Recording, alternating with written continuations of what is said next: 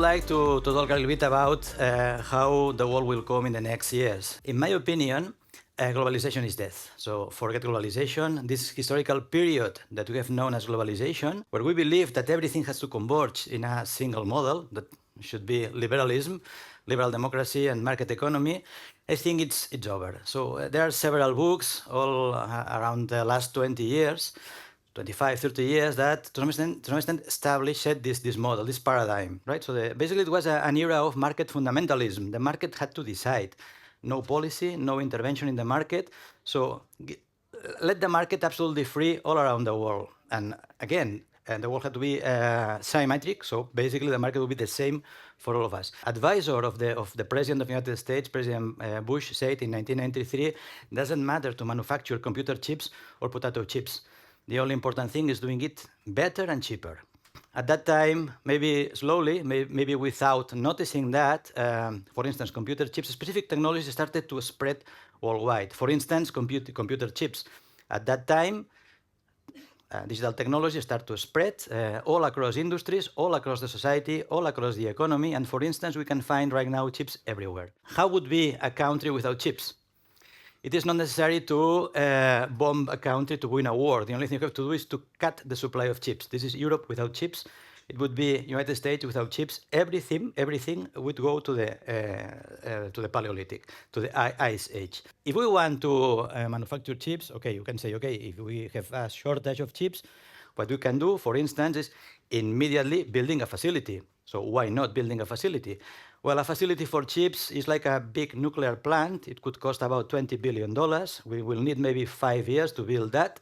So it's not immediately. So the supply chain is absolutely inflexible. So you need a long-term planification to be able to have autonomous supply of this kind of devices. And even if you are able to build those facilities, you need also a supply of talent for them. You need engineers, you need advanced technicians. So it's not easy to respond to a disruption in this kind of shortage of technology. So we depend on them, and we are to some extent at the expense of those that are producing these kind of devices right now. During that time, the mantra in management was externalizing everything. So basically looking for cost, the best cost. So again, it was an era of market fundamentalism. The most important thing, the market will decide, and the most important thing is doing things in an efficient way, in the cheapest way, in the cheapest place of the world. I remember, for instance, Jack Welch, probably remember him. He was considered one of the most important leaders of the 20th century. That said, I would put my factories in a boat that moved them dynamically to the cheapest place of the world, right? Under this mantra, and he was considered by business school even one of the most important leaders, the models of leadership in the 20th century. Under this mantra, for instance, companies like Boeing decided to externalize everything. Manufacturing, engineering, R&D, everything. And those decisions of Boeing now are provoking a lot of problems. They lose control of those technologies. They do not control these technologies. If they have a failure, in fact, so the supply chain is so complex and so spread, about 2.3 million parts moving all around the world with technological centers in hundreds of places. What if I have a problem? So this model, the global supply chain, right now is to some extent in crisis. And maybe we are coming back to local clusters, to local production, especially in innovation, because innovation needs tacit knowledge. You have to be very close to your partner in order to understand perfectly what he is doing, and he has to understand perfectly what I'm doing. Maybe I have to interact 20 times per day with him or with her when I am doing complex projects, like for instance a plane or a computer chip. I have to interact in a daily basis in order to understand perfectly the details. Tacit knowledge is not transmitted in the distance, especially when I'm working with thousands of partners in other time zones, with other cultures, and so on. Global supply chains are very good for cost control, for optimizing cost. Clusters, local clusters, very good for controlling technologies. How do you want to compete, in cost or in innovation? It's, of course, a decision not only for corporations, also for countries.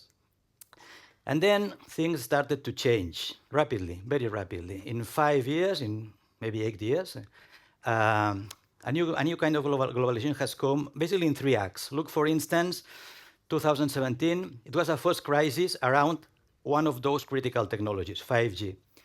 5G is a technology that let a city be completely digitalized. If you want a city with connected vehicles, if you want a city with remote surgery, for instance, without latency, if you want a city with Industry 4.0, a lot of data circulating, everyone with the streaming, a lot of communications, you need very, very fast digital networks. 5G is the 5th generation of mobile networks. And maybe the best technology and the cheapest one is Chinese. And it's not a problem, but for Donald Trump, during the first mandate, it was a problem. Donald Trump started to see Chinese devices every 20 meters in Washington or in New York or in San Francisco. And he said, no, we cannot afford our data circulating through those technologies, and banned this technology and started the first commercial and technological war. It was 2017. Immediately, United Kingdom, Australia, New Zealand sided with Donald Trump. Europe was in the middle. Europe didn't decide, in the middle of nowhere. Maybe at that time, there was not a strategic decision by Europe. And things started to change. Then it came the pandemic, and we realized that we had nothing. We were a very big Boeing. Everything was externalized. So we didn't have masks. We didn't have advanced textiles. We didn't have critical parts for hospitals. We didn't have computer chips. Remember the picture of Europe without chips? The Ice Age again. And Europe was frozen. In fact, the European Union was absolutely scared at that time. We realized that we were not autonomous in technology or in industry. Everything was abroad. Many things were abroad. And then it came the Ukrainian war, and we realized that we were neither autonomous in defense, in cybersecurity, in security, or in energy. So, Houston, we have a problem. And now the reaction is to move back everything that during globalization time went abroad. But now, also in business school, we have to look at technology as a competitive weapon, because if not, probably only with cost, we are too weak. And the world is entering in a hyper competition in technology. Look, this is R&D over GDP in the world. It's a classical figure for innovation, how we are in R&D over GDP, and this is how many researchers do we have over our population. You can see here different economies, and basically for us who are doing research and innovation, this is the fundamental figure, R&D over GDP. You have a kind of diagonal. Of course, the more the intensity in technology of your country, the more the number of researchers you will have, for sure. And the higher you are in this ladder, the better your country is. Of course, the more competitive, the more the possibility to sustain a welfare state, and so on. South Korea is at the top. But in general terms, the dynamics of Asia is rising very, very fast. So they have very good politics. They have very good long-term policies in STEM science, technology, engineering, and maths, in STEM disciplines. Also, in betting for specific industries, for instance, Taiwan with semiconductors. And probably in 10 years, China will do more or less half of the R&D in the world. And they want to control all the strategic supply chains in strategic technologies in the economy. United States is not comfortable with these dynamics, of course, and they started an attack. So they are moving very fast. They are attracting, again, R&D. They are reconcentrating technological activities. The government is pushing a lot of effort to help the industrial sectors to enhance its competitiveness in base of digitalization and R&D. And this is the dynamics of the world right now. So the world, to some extent, is being stressed. The technological systems of the whole world are stressed by this new hyper-competition in technology between China and the States. And the rest of the world are, to some extent, lagging behind. The world was flat, in fact, during globalization times, so R&D was not an issue. The world was stable at 2%. This is the world's GDP, the world investment in R&D over the world's GDP. It was basically stable during 20, 30 years, but right now it's skyrocketing. So the R&D over GDP in the world is skyrocketing. Again, competing in cost, externalizing everything, global supply chains, clusterization, investing in R&D, controlling technologies locally. The world is about 2.7 in R&D over GDP. Europe is about 2, and in the south of Europe, we are about 1.4, so far below the world average, what is astonishing. And the new Cold War has episodes like that, a new Pearl Harbor, we could say, right? DeepSeek. DeepSeek was surprised because Donald Trump present an enormous plan of investment, half a $1 trillion to deploy AI all around the United States.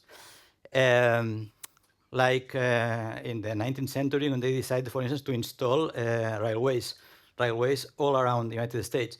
Now Trump saying we are going to install big data centers, big supercomputers all around the United States to provide AI for our companies and our administrations. And just then, when all the companies prepare their investment plans, was an attack for a Chinese startup, DeepSeek. It was not an attack, of course. It was a surprise. They say, basically, DeepSeek says, no, it's not necessary such an investment. We can do that with far, far less resources. We will see. It was surprised because clearly it hit the flagship that was NVIDIA. The company is supplying the most advanced processors for the data centers and supercomputers. In one day, NVIDIA lost more than almost $1 billion in market value. So these kind of things are happening. There's a clear strategic tension between the two superpowers, China and United States. The rest of the world is in the middle. And this Cold War is fought basically in technological fields. What about Europe? Well, Europe is not bad, even when the news seems very, very, I would say, concerning.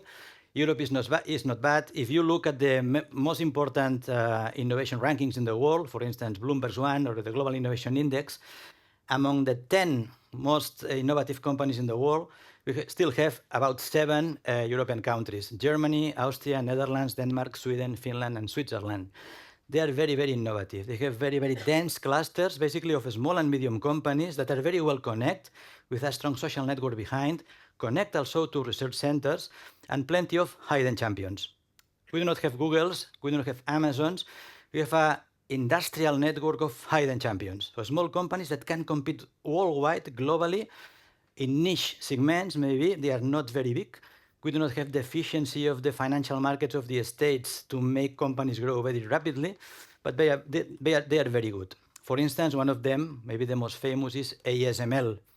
ASML is a company of the Netherlands that is doing the machine that is able to do the ultra pure light to draw the surface of the chips at the nanometer. So TSMC is manufacturing the chip, but the machine that is drawing the chip comes from the Netherlands. For Europe, this is the moment of scaling up, integrating, and trying to compete much better in technology. There is a plan, Draghi's plan. The former Prime Minister of Italy proposed a plan saying we have an urgency that is putting the machine to work again, right? Basically, focusing our competitiveness on R&D, technology, and digitalization. Some tips for corporate strategy. How does it affect to corporate strategy? Basically, from just-in-time to just-in-case, so increase of strategic inventories. So supply chains are weak, they are not assured, so we can have the stabilizing factors, disruptions for, pandemics, or for new geopolitical tensions.